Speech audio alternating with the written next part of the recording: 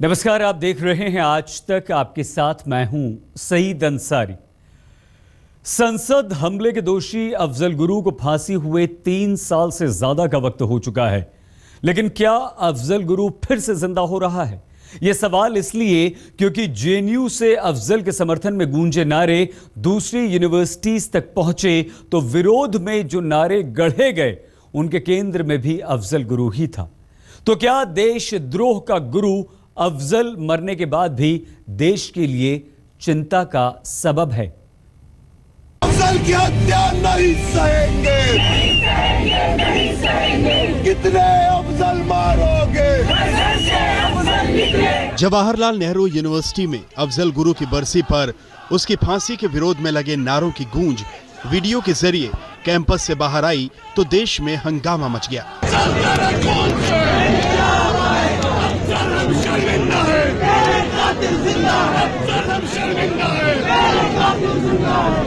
शुरुआत एबीवीपी कार्यकर्ताओं के विरोध प्रदर्शन से हुई और टीवी पर बहस से गुजरते हुए राजनीतिक गलियारे तक पहुंच गए। गृह मंत्री राजनाथ सिंह ने जेएनयू में अफजल के समर्थन और भारत के विरोध में लगे नारों का सिरा आतंकी हाफिज सईद से जोड़ दिया, तो राहुल गांधी ने जेएनयू छात्र संघ अध्यक्ष कन्हैया कुमार की गिरफ्तारी के लिए बीजेपी को कटघरे में खड़ा कर दिया। जेएनयू की जो घटना हुई है उसे लश्कर-ए-तोयबा के चीफ हाफिज सईद का भी समर्थन प्राप्त है। देश को इस हकीकत को भी समझना चाहिए, क्योंकि उसने समर्थन किया है लश्कर-ए-तोयबा के चीफ हाफिज सईद ने। यह भी बहुत ही दुर्भाग्यपूर्ण है।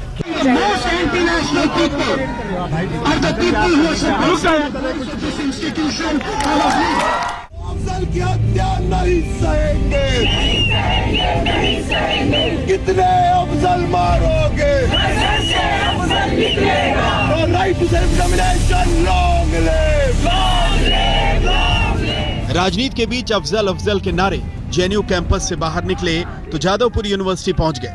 वहां भी छात्रों के एक गुट ने अफजल के समर्थन में नारे लगाए। आजादी, आजादी,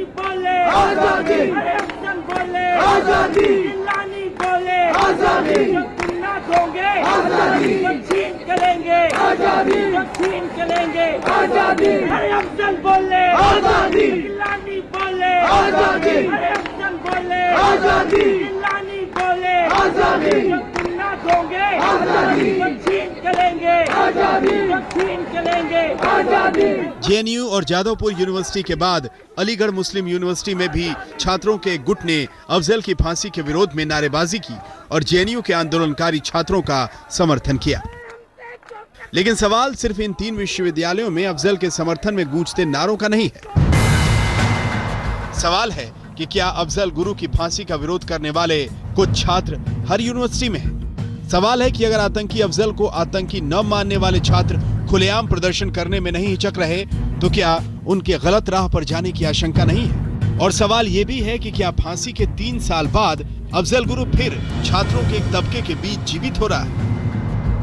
यह सवाल इसलिए क्योंकि खुफिया एजेंसियों ने कन्हैया के हवाले से खुलासा किया है कि जेएनयू नारेबाजी कांड का मास्टरमाइंड और डेमोक्रेटिक स्टूडेंट यूनियन का नेता उमर खालिद 18 दूसरी यूनिवर्सिटी में भी अफजल के समर्थन में प्रदर्शन का प्लान बना चुका था। इस संबंध में उसने अपने कुछ साथी इन विश्वविद्यालयों में भेजे थे ताकि समर्थन करने वाले छात्रों की पूरी लिस्ट बनाई जा सके। उधर जेएनयू कांड के विरोध में एबीवीपी समेत कई संगठनों ने प्रदर्शन किए तो उनके नारों के केंद्र में भी अफजल ही था। अफजल गुरु आतंकी था, ये बात अफजल ने भी मानी और सुप्रीम कोर्ट ने भी। बावजूद इसके अंडरग्राउंड होने से पहले उमर खालिद बाकायदा अफजल के समर्थन में टीवी बहस में हिस्सा ले रहा था। और ये भी कोई छिपी बात नहीं है कि अफजल की बरसी पर पहले भी जेएनयू में छिटपुट कार्यक्रम हुए थे।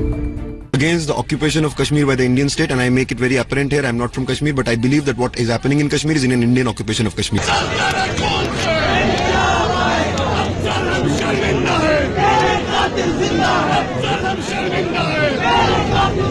अफजल गुरु की फांसी के विरोध में जेएनयू से निकले नारों ने सरकार की चिंता बढ़ा दी है, क्योंकि जेएनयू कांड ने अफजल गुरु के समर्थक छात्रों को एकजुट करने का काम किया है। यानी फांसी पर चढ़ाए जा चुके आतंकी के नाम पर सुरक्षा को बड़ा खतरा पैदा हो रहा है। आलम यह कि बीते शुक्रवार को ही श्रीनगर की जामा मस्जिद के पास कुछ युवकों ने प्रदर्शन किया तो आईएस के झंडे के साथ साथ हाथ में थैंक यू जेएनयू के पोस्टर भी लहराए। आतंकी अफजल गुरु की फांसी को लेकर भले ही 3 साल बीत गए हों, लेकिन देश के सबसे बड़े विश्वविद्यालय में जिस तरीके से उसकी फांसी पर बड़े स्तर पर एकजुटता दिखी, वैसे में सरकार अब सख्ते में है। केंद्र सरकार इन तमाम चीजों से निपटने के लिए नई रणनीति तैयार करने में जुट गया है। दिल्ली से कैमरामैन अश्विनी के साथ जितेंद्र सिंह, आज तक। देश के सबसे बड़े आतंकवादियों में से एक नाम है अफजल गुरु, क्योंकि इस शख्स ने एक ऐसी साजिश को अंजाम तक पहुंचाने की कोशिश की जिसे कभी किसी आतंकवादी संगठन ने सपने में भी नहीं सोचा था। लेकिन आपको यह जानकर हैरानी होगी कि अफजल कभी डॉक्टर बनना चाहता था और शेर व शायरी का उसे ऐसा शौक था कि उसे कई शायरों के कलाम जुबानी याद थे। तो कला प्रेमी अफजल आखिर कैसे इतना बड़ा आतंकवादी बन गया?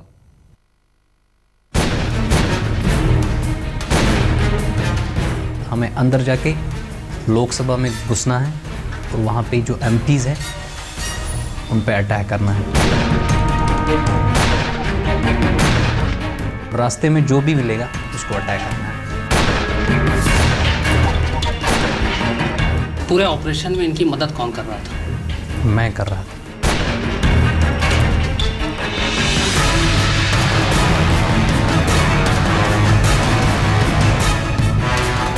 तो संसद पर हमले में मोहम्मद अफजल गुरु शामिल थे। ये बात खुद उसने भी मानी।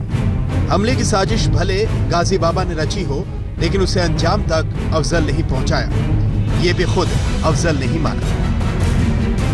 लेकिन संसद पर हमले के 14 साल और अफजल को फांसी के 3 साल बाद भी अगर अफजल गुरु के पक्ष और विरोध में नारेबाजी हो रही है तो उसकी कहानी में दिलचस्पी बढ़ जाती है। अफजल मारोगे, अफजल की हत्या नहीं सहेंगे, कितने अफजल मारोगे? आखिर क्यों और कैसे? एक पढ़ा लिखा फर्राटेदार अंग्रेजी बोलने वाला शख्स भारत को हिलाने वाली सबसे बड़ी साजिश का सूत्रधार बन गया। अफजल गुरु की कहानी शुरू होती है सोपोर की इन वादियों से। ट्रांसपोर्ट और लकड़ी का कारोबार करने वाले हबीबुल्लाह के बेटे अफजल गुरु के शुरुआती दिन यहीं बीते। अफजल पढ़ने लिखने में तेज था तो आर्ट और शेर व शायरी में उसकी बहुत दिलचस्पी थी। मिर्जा गालिब उसके पसंदीदा शायर थे।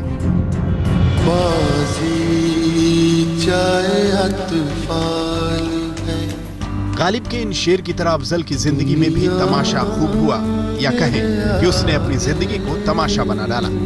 क्योंकि पिता का सपना था कि वो डॉक्टर बने, तो कुछ साल डॉक्टरी की पढ़ाई की, फिर आईएएस बनने का ख्वाब संजोया।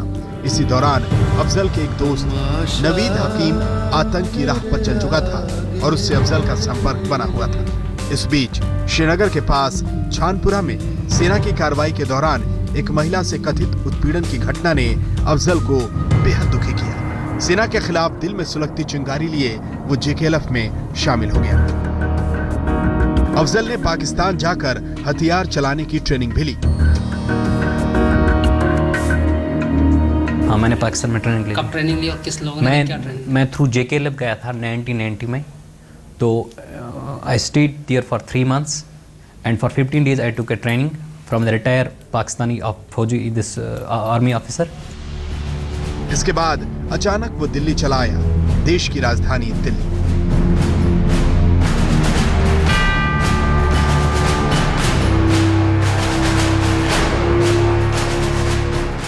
और इसी दिल्ली में अपने चचेरे भाई शौकत गुरु की मदद से दिल्ली यूनिवर्सिटी में ग्रेजुएशन में दाखिला ले लिया।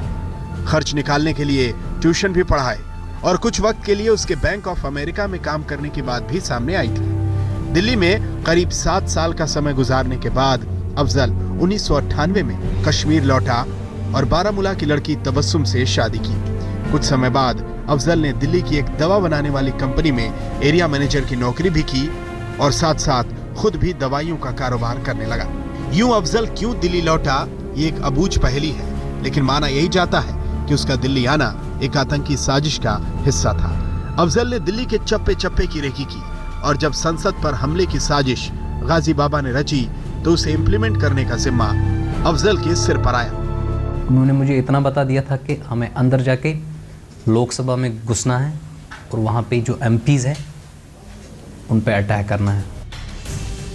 लेकिन भारत के खिलाफ अफजल की ये लड़ाई किसी विचारधारा से प्रेरित नहीं थी। इसकी बड़ी वजह यह थी कि उसे पैसों की जरूरत थी। एक तो कुछ मोटिवेशन था, ऊपर से पैसों का भी चक्कर था। मेरी अब इकोनॉमिक कंडीशंस बहुत वीक हो गई थी। This is also a part of this, that why I become ready for this thing. तो क्या अफजल ने संसद पर हमले की साजिश में साथ सिर्फ और सिर्फ पैसों के लिए दिया? जुर्म बहुत बड़ा था तो फांसी होनी ही थी। अफजल को फांसी हुई।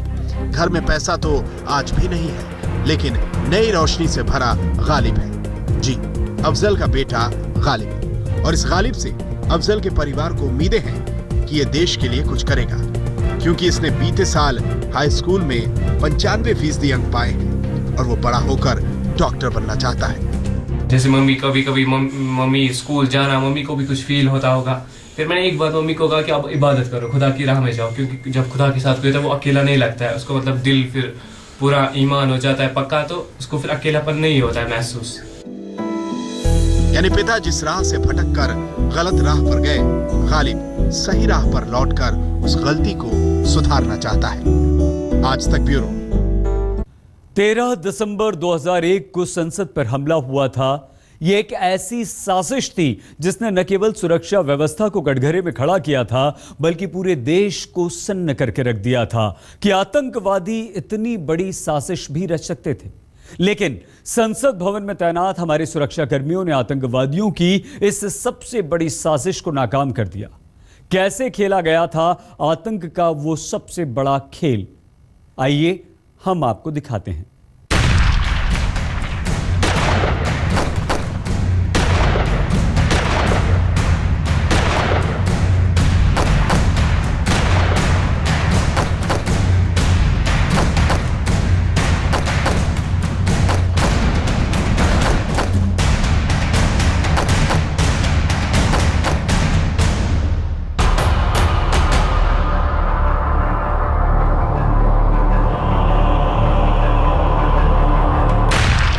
यही वो तारीख थी जब भारतीय लोकतंत्र की सबसे पवित्र इमारत पर आतंकवादियों ने बारूद बरसाया था।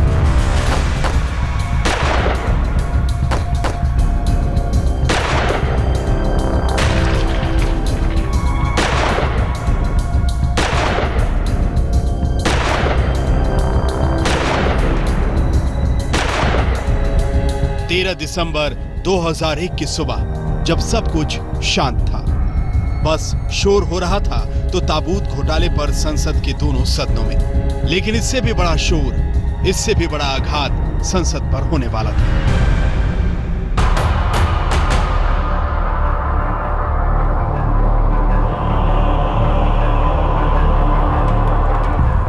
ताबूत घोटाले पर मचे बवाल के चलते संसद के दोनों सदन स्थगित हो चुके थे। इसके बाद तमाम सांसद संसद भवन से बाहर निकल रहे थे।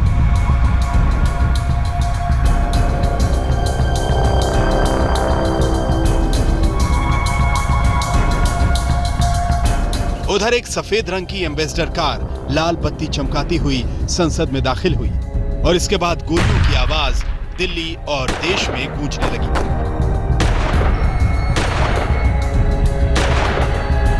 संसद परिसर में ताबड़तोड़ गोलियों की आवाज ने सुरक्षा कर्मियों में हड़कंप मचा दिया। उस वक्त 100 से ज्यादा सांसद मेन बिल्डिंग में ही मौजूद थे। सभी आतंकी सेना की वर्दी पहनकर आए थे। कार से निकलकर फायरिंग करने के दौरान ही एक आतंकी ने खुद को बम से उड़ा लिया।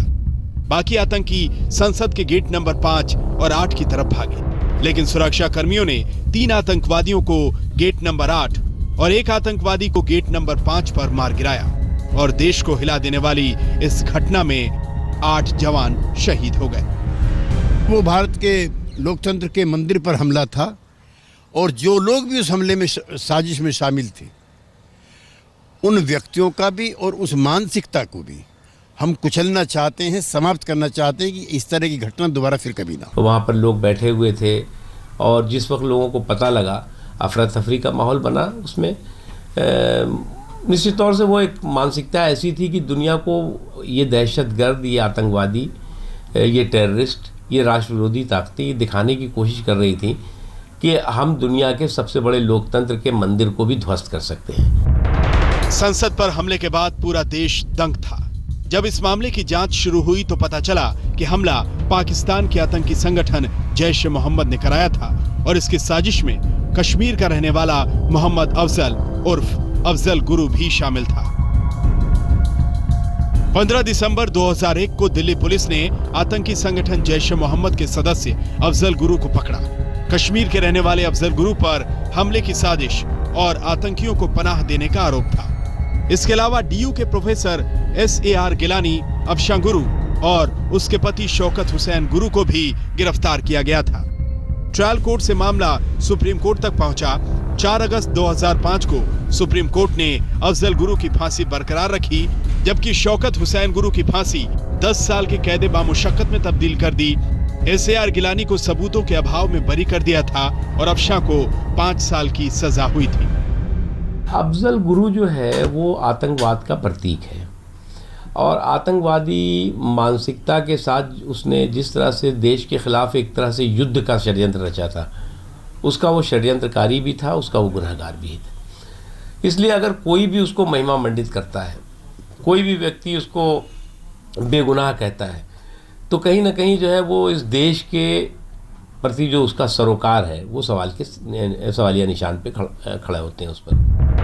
अफजल गुरु ने बाद में खुद भी अपना गुनाह कबूल किया था, लेकिन उदारवाद के झंडा बरदार अब उस कट्टर आतंकी के नाम पर जो उदारता दिखा रहे हैं उससे देश आहत है।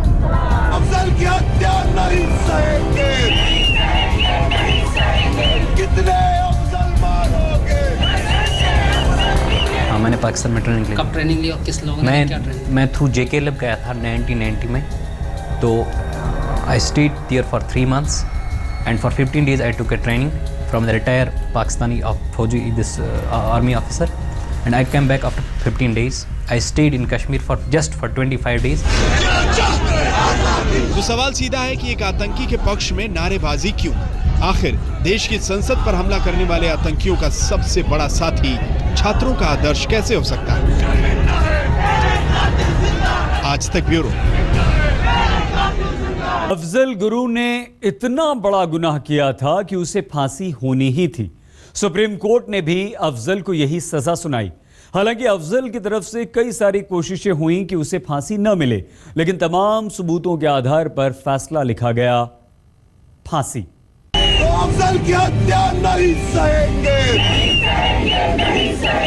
कितने अफजल मारोगे? 9 फरवरी 2013 की सुबह आतंकी अफजल गुरु अपने गुनाहों की सूली पर झूल गया, लेकिन 9 फरवरी 2016 को उसकी तीसरी बरसी पर एक बार फिर मुद्दों के मरघट से वो जी उठा। JNU में DSU के छात्रों की एक टोली ने उसे फिर जिंदा कर दिया और अफजल के इस गुणगान से पूरा देश आक्रोश से भर उठा। कितने अफजल लाओगे?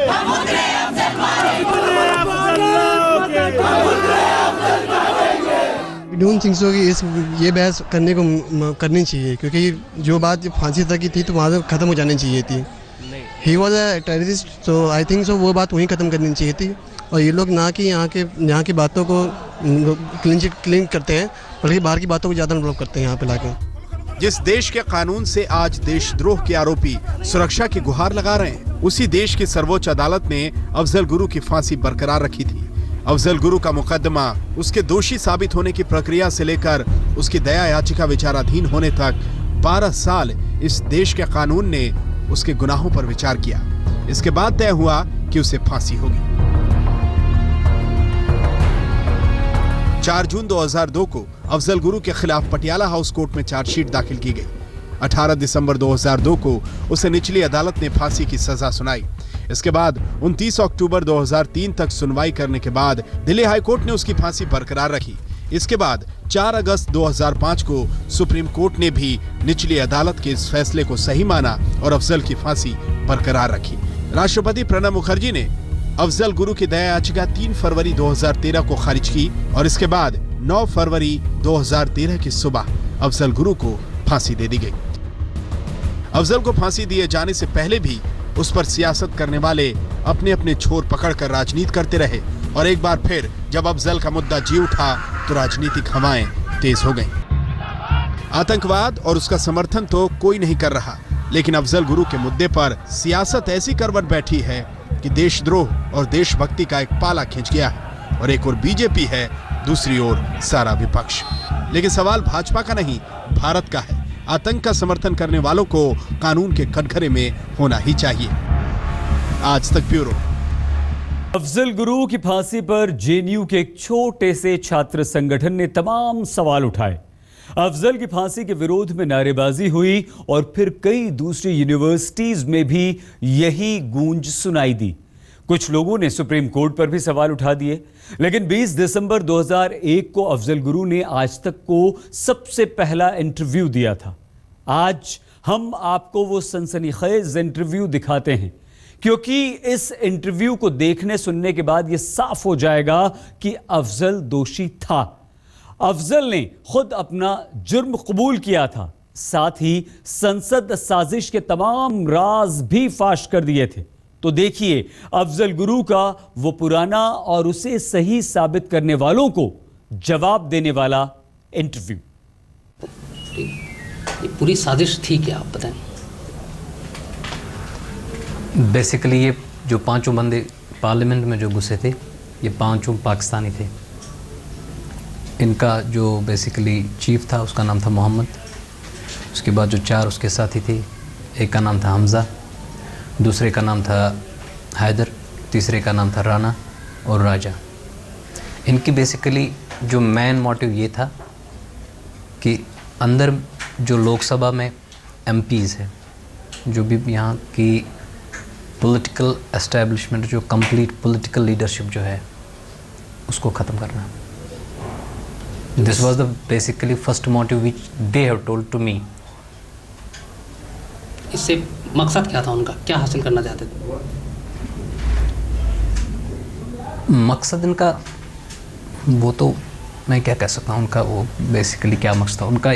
उन्होंने मुझे इतना बता दिया था कि हमें अंदर जाके लोकसभा में घुसना है और वहाँ पे जो एमपीज़ हैं उन पे अटैक करना है और रास्ते में जो भी मिलेगा उसको अटैक करना है। कोई पर्टिकुलर या स्पेसिफिक मकसद तो उन्होंने नहीं बता दिया था मुझे। इस पूरे ऑपरेशन में इनकी मदद कौन कर रहा था? मैं कर रहा था। और आपकी मदद कौन कर रहा था? मेरी मदद तो यही कर रहे थे। पीछे से कौन कर रहा था? पीछे से इनका जो लीडर है गाजी बाबा। और गाजी बाबा को कौन मदद कर रहा था उनके पीछे से? गाजी बाबा तो पाकिस्तान से हैं, वो तो इनका पूरा चीफ जो है जम्मू कश्मीर का। तो गाजी बाबा के पीछे कौन लोग थे? पाकिस्तान में जो बैठे हुए हैं कौन लोग थे उनमें? वो तो जैश की तंजीम है इसकी, जो जैश इनकी तंजीम है वो पूरी वही, उसका लीडर तो कश्मीर में वही है, वहाँ पार है उनका वो मौलाना मसूद है। तो इस पूरे ऑपरेशन में लश्कर ने भी मदद करने की पेशकश की थी। लश्कर ने कहा था कि ऑपरेशन करेंगे, मैं मदद करूंगा साथ में जैश की। तो इस बारे में आपको कुछ बताया था इन लोगों ने? नहीं, I am not aware of that thing. इसके लश्कर के बारे में तो मुझे पता नहीं था, न तो उन्होंने लश्कर के बारे में कभी जिक्र किया था।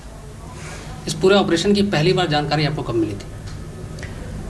बेसिकली जब मैं मोहम्मद को यहाँ पे ले आया था बिफोर 1.5 मंथ, तो उस टाइम उसका कोई स्पेसिफिक टारगेट यहाँ पे नहीं था। उसने पहले दिल्ली असेंबली की रैकी भी करवाई थी और यहाँ पे जितने ये एम्बेसी इलाका है चाणक्यपुरी का, उसकी भी रैकी उसने कर ली थी। अल्टीमेटली मुझे जब मैं दूसरी बार जब यहाँ से श्रीनगर गया तो वहाँ मुझे वो गाजी मिले, तो उसने मुझे बता दिया था कि मोहम्मद को जो लास्ट टारगेट हमने दे दिया है, लेकिन उसने वहाँ पे ये नहीं बता दिया कि कौन सा लास्ट टारगेट है। तो उसने ये बता दिया था कि मोहम्मद को बताना, बिना टाइम वेस्ट किए हुए उस टारगेट पर अपने आप को फोकस करना और वो काम कर देना। तो फिर मैं जब यहाँ पे आ गया तो फिर मैंने मोहम्मद से पूछा था कि गाजी बाबा ने तुम्हें कौन सा टारगेट दे दिया? उसने कहा कि यहाँ की पार्लियामेंट जो है वही हमारा अल्टीमेट टारगेट है। मोहम्मद के साथ जो बाकी 4 लोग इन्वॉल्व थे इसमें, उनके बारे में आपको कब पता चला? वो कब दिल्ली आए थे? वो उनको तो मैं ही दिल्ली ले आया था। इन चारों को भी पता था इस ऑपरेशन के बारे में? Yes, they were known. अच्छा, ये लोग पाकिस्तान में किस जगह से थे, ये मोहम्मद और जो बाकी के 4 थे? Basically they all were speaking Punjabi language. I don't know exact location, but they were from the Punjab side.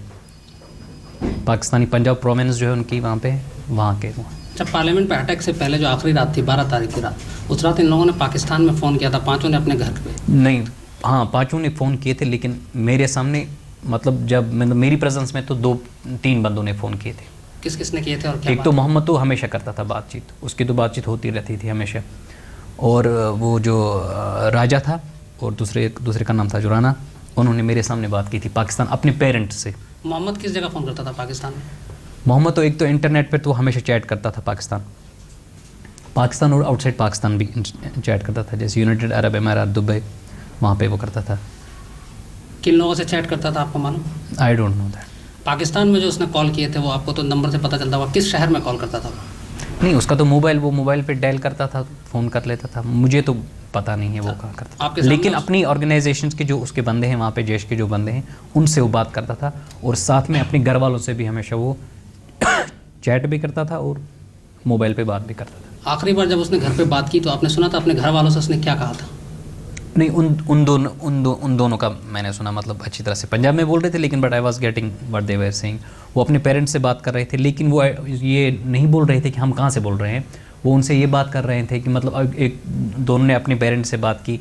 एक तो वो दुआ सलाम जो होती है माउंटेन, मतलब खबर आतर पूछ रहे थे, हेलो हाय, बाकी उन्होंने ईद की वो विशेस एक दूसरे को दे दिए थे। तो फिर वो जो राजा की जो माँ थी वो थोड़ी बहुत बीच में रो भी पड़ी, तो फिर राजा ने कहा उसको बेसिकली हमारा यहाँ पे एक ज़बरदस्त एक एग्जामिनेशन है, इस तरह से उसने कहा है, we are suppose to go for the examination, if we will go through that examination then I will come back to the Pakistan.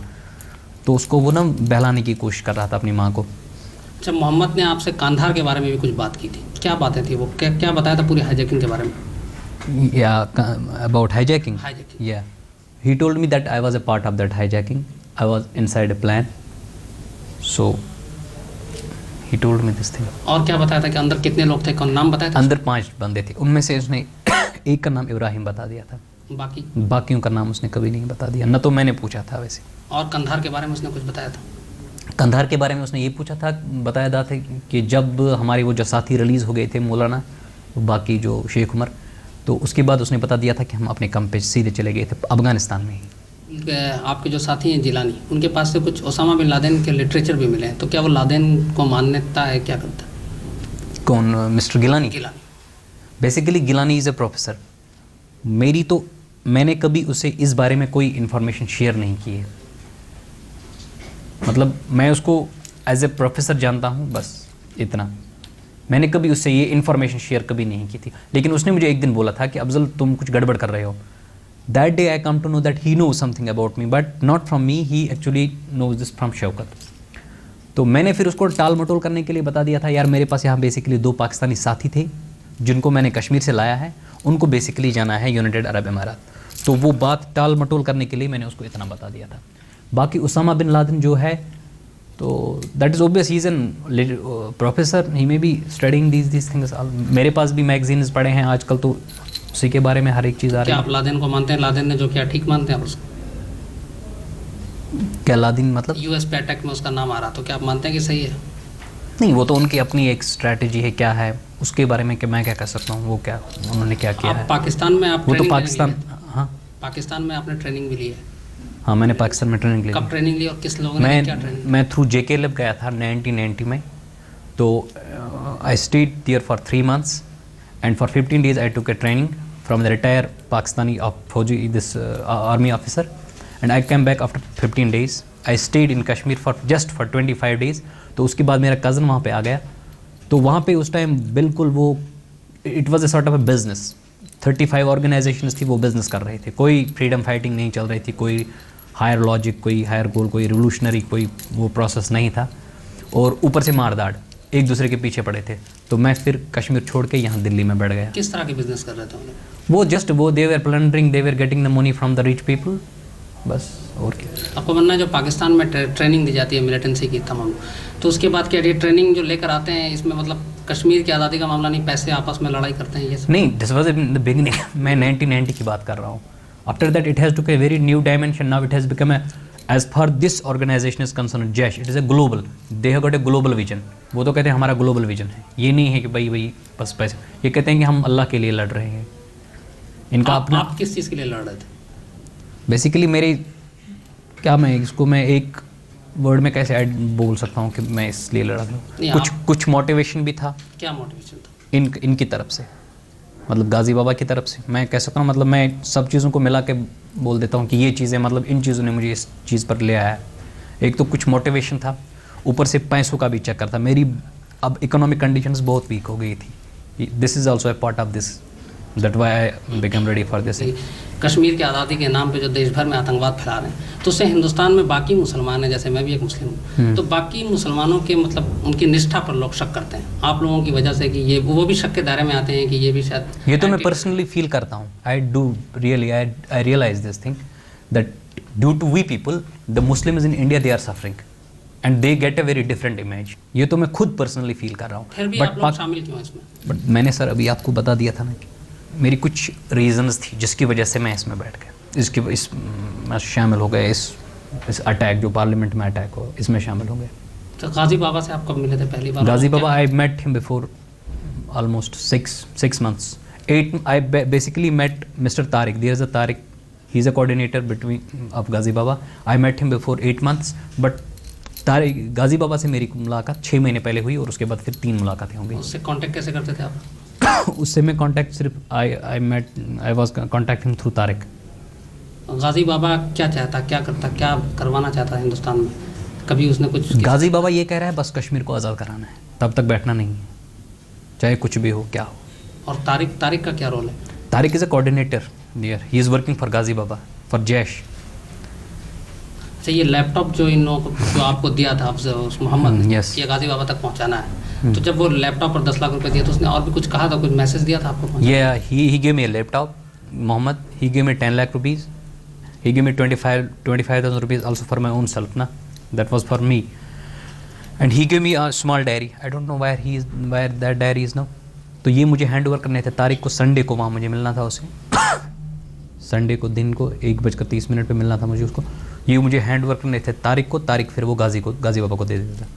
अच्छा, आपके पास इस तरह की भी कोई खबर थी कि इस पार्लियामेंट अटैक के अलावा और भी इनकी कुछ टीमें गाजी बाबा ने भेजी हुई जो दिल्ली में कुछ और टारगेट बना सकते हैं, इस टाइप का कोई ऑपरेशन? नहीं, पता तो नहीं है, लेकिन but he is always in a process.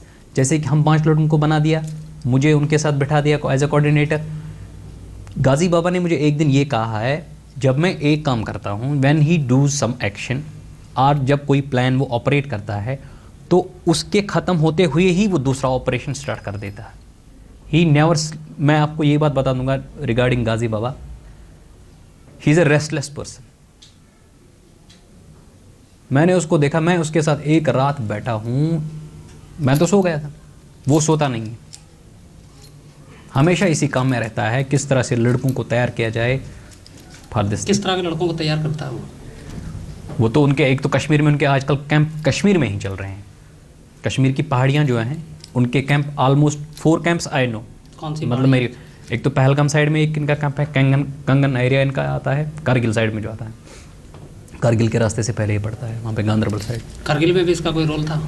नहीं, कारगिल में इसका कोई रोल नहीं था। कंधार में भी कहते हैं कि जो डॉक्टर था उसमें भी गाजी बाबा का शायद कुछ लोग बता रहे हैं कि नाम था, ऐसा कुछ बताया था मोहम्मद ने आपको कि उसके अलावा? नहीं, आई डोंट थिंक, जहाँ तक मेरी नॉलेज है, जहाँ तक मुझे गाजी बाबा के बारे में पता है, कंधार में वो नहीं था। ये लोग ईमेल से जो चैटिंग करते थे या उस पर तो किस तरह के लोगों से बात करते हैं, कभी कुछ बताया मोहम्मद ने? नहीं, वो तो हाँ, वो तो करते रहते हैं, ये मोहम्मद करता रहता है। दुबई में भी इन लोगों का लिंक था? या they got this money transact, जो मनी आता है इनको थ्रू हवाला। किन लोगों से कभी पता चला? नहीं, मुझे कुछ नहीं पता। हमारी इस पेशकश में फिलहाल इतना ही। देश और दुनिया की हर अहम खबर के लिए आप देखते रहिए आज तक।